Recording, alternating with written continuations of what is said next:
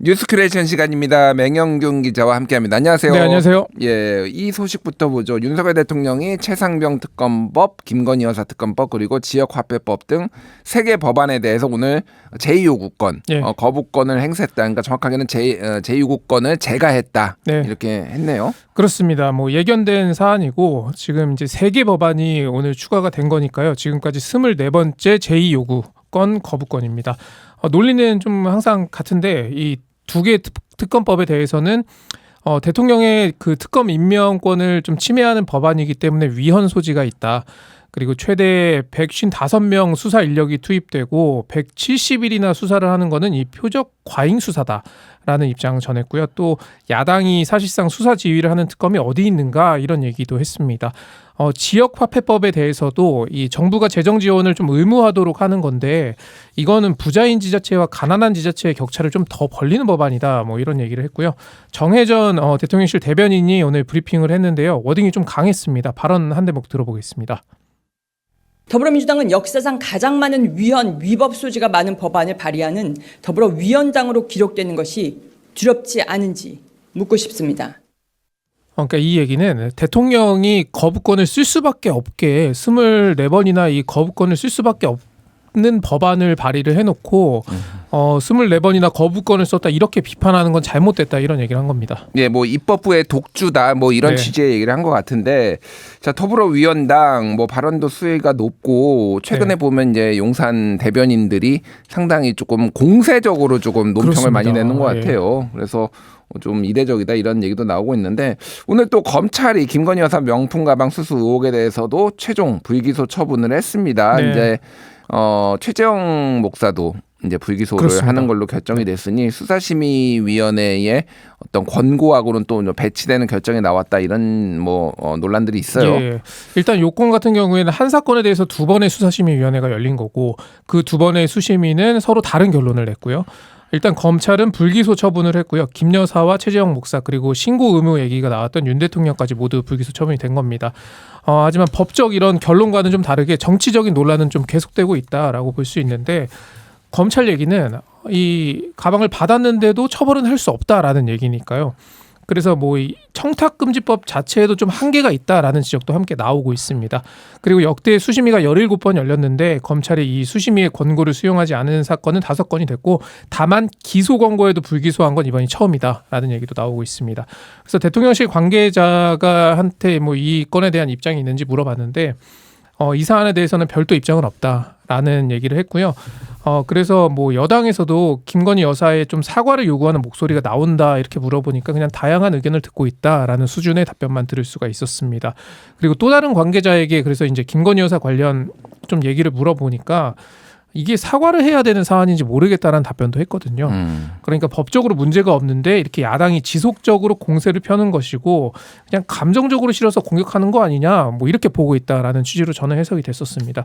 그래서 실제로 뭐 공천에 개입했다거나 주가 조작을 했다거나 이런 건 증거가 드러난 게 없다 이런 입장도 들을 수가 있었습니다. 예, 오늘 뭐 검찰 같은 경우에는 거의 2시간 가까이 이 이제 취재진한테 왜 이게 이제 적용되지 않았는 네. 청탁금지법 위반 혐의가 적용되지 않았는지 이유를 설명을 했다고 하니 이제 네. 검찰도 상당히 이제 논리적으로 이거를 조금 자신들의 결정을 설명하는데 조금 이런 논란들을 좀 의식해서 그렇게 한 거 예. 아닌가 그렇게 보여집니다. 자, 국민적 우려가 있는 것은 분명한 것 같은데 사과는 없을 것 같다라는 거 같고, 야당 반응이 좀 궁금하네요. 일단 민주당은 불기소 처분한 검찰을 향해서도 비판의 목소리를 냈고 또 이 제2 요구를 한 그 윤석열 대통령도 비판하는 목소리를 내고 있습니다. 그러니까 대통령실과 민주당이 서로 이런 정치적인 언어로 좀 공방을 주고받고 있는 상황이라고 볼 수 있는데, 이런 가운데 이제 개혁신당 같은 경우에는 아예 김건희법을 만들자 이런 얘기를 했습니다. 허은하 대표가 기자회견을 했는데 요 한 대목 들어보겠습니다. 대통령 배우자의 활동을 제도화함으로써 대통령 배우자를 둘러싼 소모적 논쟁과 세금 낭비를 없애는 것이 저희 개혁신당의 제안입니다. 대통령 배우자에 대한 어떤 공적 역할을 좀 정의를 하고, 그래서 좀 예산의 투명성도 확보를 하고 어떤 뭐 잘못이 있을 경우에 법적 책임도 좀 강화하자라는 내용이 골자고요. 그러니까 김건희 여사뿐 아니라 이전 정권에서도 이 배우자 의혹이 제기됐다. 그런 만큼의 이 공적 권한을 좀 남용하지 못하도록 하자라는 얘기를 했습니다. 근데 뭐 허은하 대표가 얘기를 하면서 이게 뭐 특정 정권이나 인물을 겨냥한 건 아니다라는 얘기를 했지만 김건희법이라고 규정을 했어요.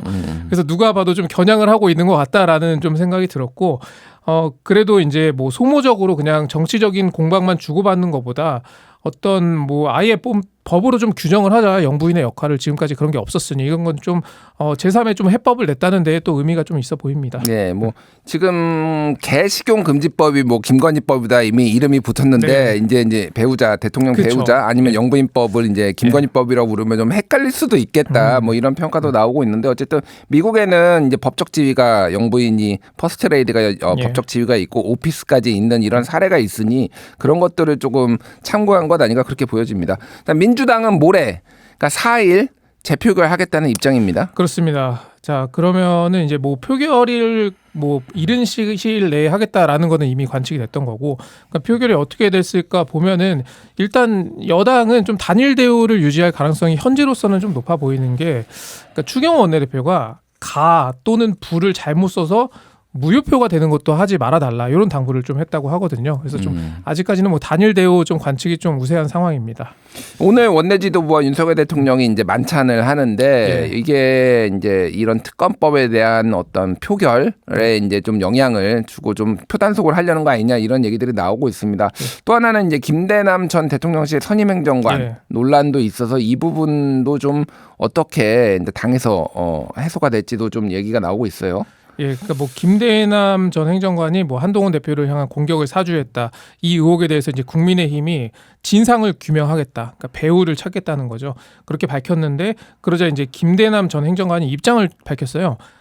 나는 당을 떠날 것이고 나는 김건희 여사와 연락도 안 되는 사람이다. 뭐 이렇게 입장을 밝혔습니다. 그러니까 지금 뭐 이렇게 좀 일단락이 되는 것처럼 뭐 보이지만 여러 좀 보도가 계속해서 나오는 가운데 김건희 여사의 이름이 계속 오르내리는 거는 사실상 좀 뭐 여권으로서는 부담이 될 수밖에 없는 상황이고, 당내에서도 지금 김 여사의 사과를 요구하는 목소리가 늘어나고 있는 상황이고, 그러니까 반복되는 결론인데 이제 국정감사 이후에 이게 또 어떻게 흘러갈지 좀 주목해서 봐야 하겠습니다. 예, 뭐 친윤계 쪽에서 당 쪽에서는 당무감사도 하겠다. 그리고 뭐 이제 당을 떠나겠다고 하니 형사고발까지 뭐 고려한다는 얘기가 나오고 있는데 친한계의 반격인지 뭐 이런 것들을 보면 될 것 같고요.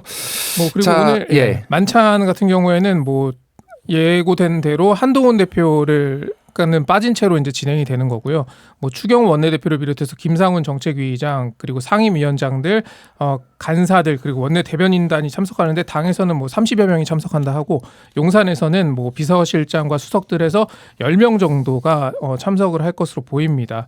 근데 뭐 대통령실에서도 오늘 이 사안에 대해서는 브리핑 같은 거를 하지 않겠다고 했거든요. 이건 당에서 할 일이다. 좀 약간 어떤 뭐 당내 갈등이 좀 부각되는 거를 좀 우려하는 듯한 좀 스탠스를 취하는 것으로 좀 해석이 되고요.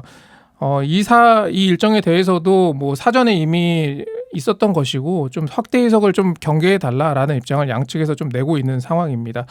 이런 가운데 뭐 추경호 원내대표가 기자들 만나서도 이제 정치적 해석을 하지 말라라는 취지의 얘기를 했고, 그러면서 이제 또 이제 다른 기자가 이제 윤 대통령과 독대를 하는지 또 묻자 독대 안 한다라고, 자신은 독대 안 한다라고 답변했거든요. 그러니까 이 추경호 원내대표의 이 답변도 좀 누굴 겨냥하는 듯한 느낌이 있나라는 해석도 좀 낳고 있습니다. 예. 뭐 한동훈 대표는 사극적 해석을 하지 말라 이렇게 얘기하고 추경호 원내대표는 정치적 해석을 하지 말라 이렇게 조금 표현들이 나온 것 같습니다. 자, 중동 상황 얘기도 좀 볼게요. 이재명 대표 재판 관련 사안은 이제 저희가 내일 김동완 민주당 의원 인터뷰로 자세히 이제 살펴보도록 하겠고요. 중동 상황이 지금 엄중하고 이스라엘이 이란을 지금 미사일로 180여 발 공격을 했고, 그래서 이스라엘도 지금 보복을 하겠다 이렇게 천명한 상황인데 윤석열 대통령이 우리 국민 철수를 위해 군 수송기 투입을 지시했습니다. 그렇습니다. 오늘 그 윤석열 대통령이 중동 사태에 따른 긴급 경제안보 회의를 주재를 했거든요. 그만큼 좀 상황이 엄중하다라는 평가가 좀 반영된 일정이라고 볼 수가 있고요. 특히 우리 교민들, 우리 국민이 좀 안전하게 좀 철수할 수 있도록 군 수송기를 투입하라고 지시한 부분이 눈에 띄었습니다. 이와 함께 향후 사태가 좀 어떻게 전개될 것인지 24시간 모니터링 체제를 운영할 것도 지시를 했습니다. 이것도 이제 대통령실 관계자로부터 좀 설명을 들었는데 지금까지는 어떤 에너지 수급이나 공급망, 물류 이런 부분에서 큰 문제는 없다라는 얘기를 좀 하더라고요. 다만 상황이 좀 워낙 급변하고 있고 엄중한 상황이니 국민 안전을 좀 최우선으로 해서 대책을 좀 마련해야 한다. 그런 의중이 담긴 좀 회의다. 이런 설명을 들을 수가 있었습니다. 네, 오늘 이 소식은 문희정 평론가 모시고 국제 공감 칼럼에서 자세히 다뤄보도록 하겠습니다. 맹영균 기자 수고하셨습니다. 네, 고맙습니다.